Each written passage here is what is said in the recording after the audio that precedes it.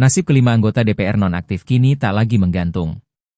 Pasalnya, Mahkamah Kehormatan Dewan, MKD, akhirnya membacakan putusan dugaan pelanggaran kode etik yang melibatkan 5 anggota DPR nonaktif hari ini, Rabu, 5 November 2025.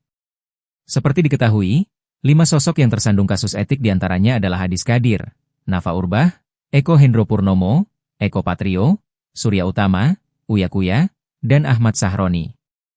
Ada yang harus menjalani penonaktifan lagi, namun ada juga yang akan kembali aktif sebagai anggota DPR.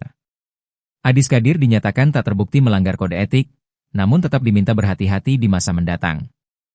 Ia pun kembali aktif sebagai anggota DPR. Sementara itu, Nafa Urbach dinyatakan terbukti melanggar kode etik. MKD menjatuhkan sanksi berupa penonaktifan selama 3 bulan disertai peringatan keras agar ia lebih berhati-hati dalam bersikap. Tak berbeda dari Nafa Urbach, Eko Patrio dinyatakan bersalah dan dijatuhi sanksi nonaktif dengan durasi yang lebih lama, yakni 4 bulan. Ahmad Sahroni dinyatakan melanggar kode etik dan harus menjalani masa nonaktif selama 6 bulan.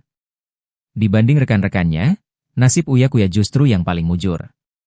MKD menyatakan ia tidak terbukti melanggar kode etik, sehingga status keanggotaannya langsung dipulihkan. Kini Uya Kuya kembali aktif sebagai anggota DPR. Uya Kuya pun tak kuasa menahan tangis haru setelah mendengar putusan dari MKD.